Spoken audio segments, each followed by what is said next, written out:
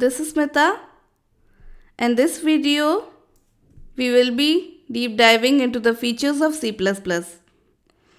In our last video, we went through some of the uses of C++ in detail. Taking forward, today we will be learning all the features of C++. So let's start. What are the features of C++? OOP stands for Object Oriented Programming Language, and we will be discussing this in detail at the end of this video. C++ is simple. When we start off with a new language, we expect to understand it in depth. Every C++ program can be written in simple English language so that it is very easy to understand and develop by the programmer. Speed. C++ is compiler based, hence it is relatively faster than other programming languages like Python and Java that are interpreter based. High level programming language. It is important to note that C++ is a high level programming language unlike C, which is middle level language. It makes it easier for the user to work in C++ as we can closely associate it with human comprehensible language, that is English. Popular. It is the base language for other popular programming languages which supports the feature of object-oriented programming. Case sensitive. Just like C, it is pretty clear that C++ language treats the uppercase and lowercase character in different manner.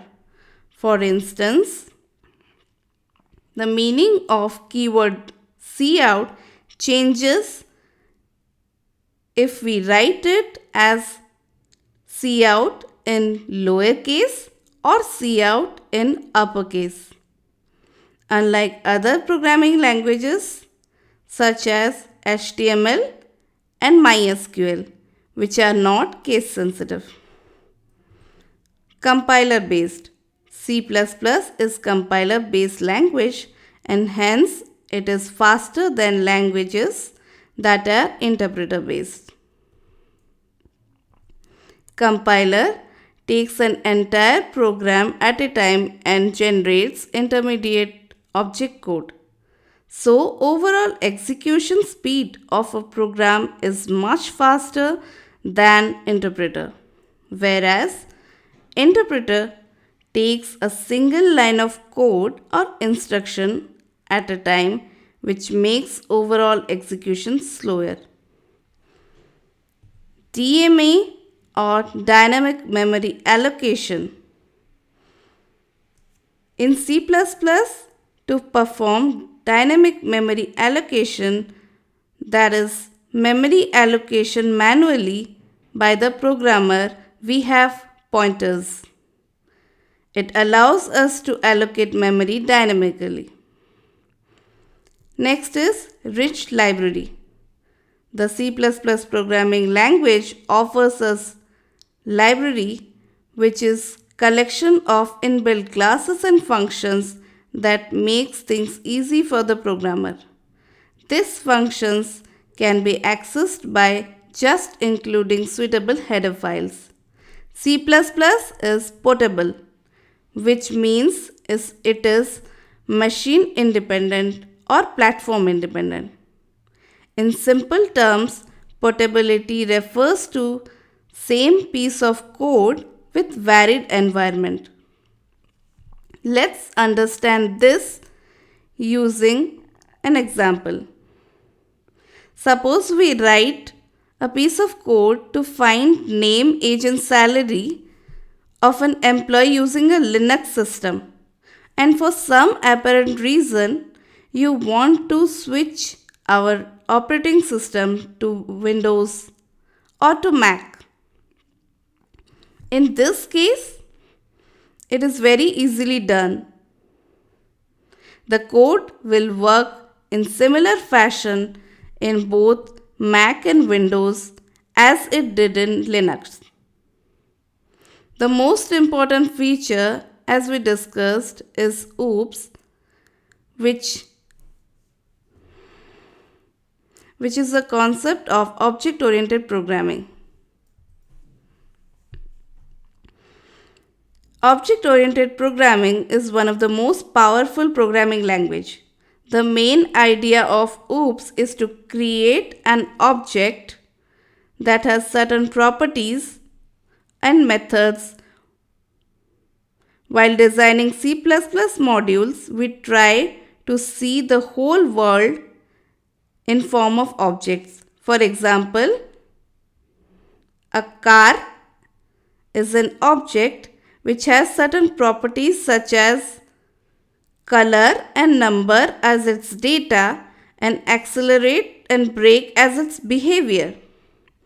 There are few principal concepts are the foundation of C++, which are object and class. Let's start with object.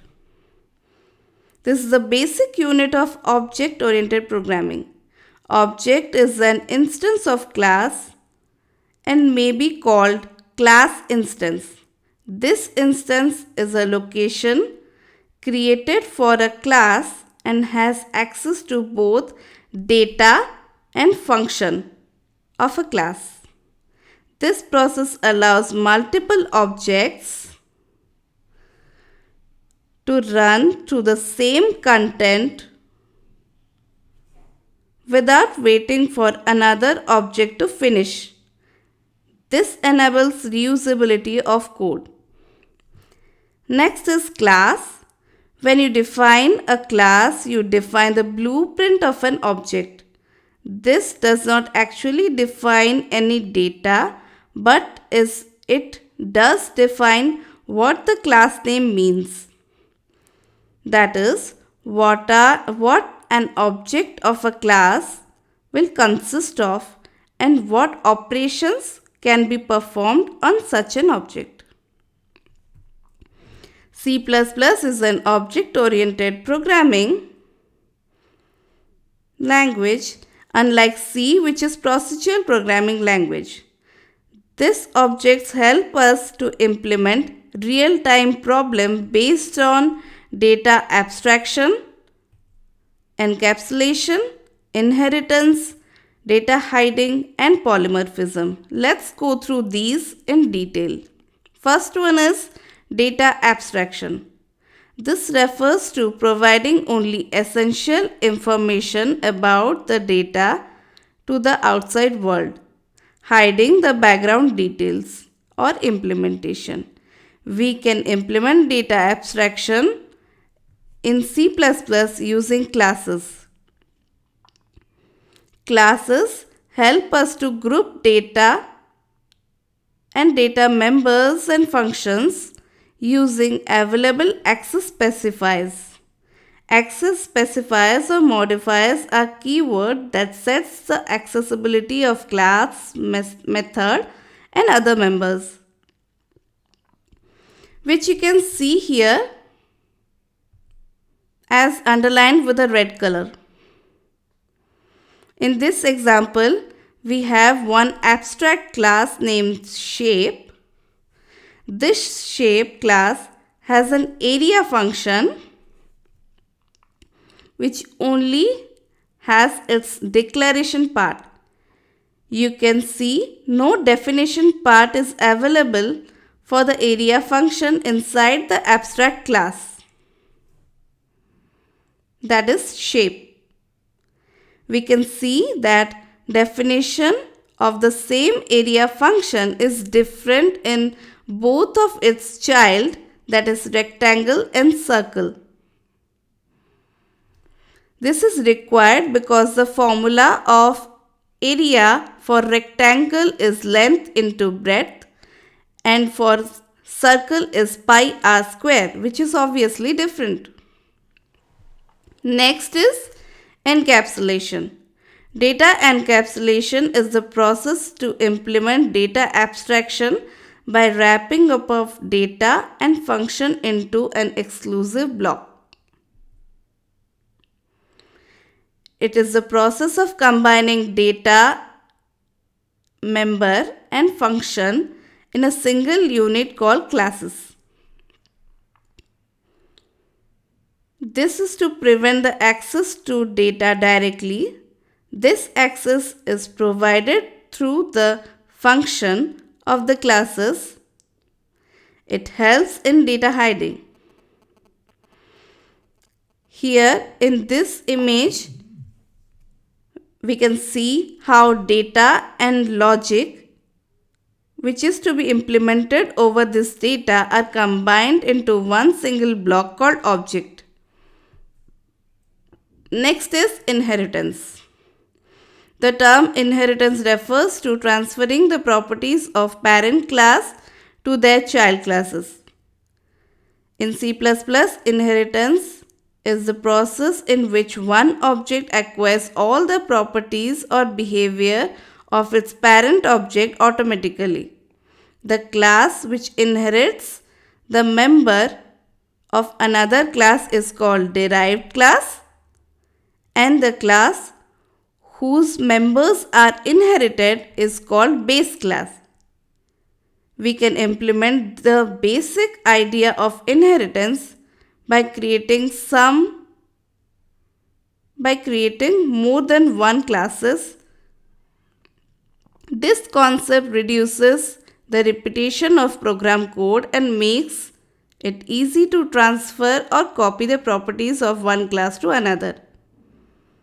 In our example, we have our parent class named shape with dimension as its data and member functions like parameter, area, and draw. And we have our extended classes or child classes as circle and rectangle. Circle and rectangle extends all the properties of shape, and so as square, because square extends the property of rectangle. As it is the child class of rectangle, it also has all the properties of shape. Next one is data hiding. Data hiding refers to protecting data from unauthorized access. It is basically responsible for securing data. Data hiding is a technique of hiding internal object details, that is data members, using access specifiers. In our example, we can see name and mark are declared as private, so this cannot be accessed outside this block. And we have our data member as show, which is declared as public, and this can be accessed anywhere, everywhere, even outside this block. Let's go through some access specifiers in short. As you can see in this table, we have three access specifiers: private, protected, and public. Private members can only be accessed within same class but cannot be accessed from derived classes, and neither it can be accessed outside the class.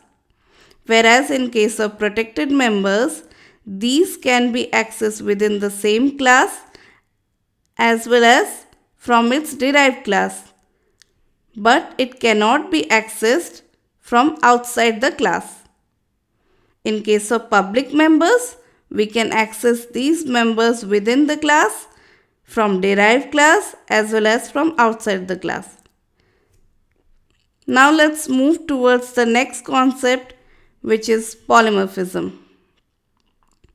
The word poly means many and morphism means form. Clearly, polymorphism refers to the displaying the data in more than one form. Polymorphism occurs when there is a hierarchy of classes and they are related by inheritance. We have a superclass here named shape, and it has successors as circle, square and triangle. Those are shapes too, right? That's what polymorphism means. You have many forms of the same object with slightly different behavior. To demonstrate this, we are using method draw. Draw is a method in shape class whose output is overridden in circle class as draw circle, square class as draw square and triangle class as draw triangle. So guys, in this video, we focused on all the features of C++ programming language. In our next video, we will be deep diving into C++ programming language concepts. Please do like, share, subscribe and press the bell icon. Thanks for watching.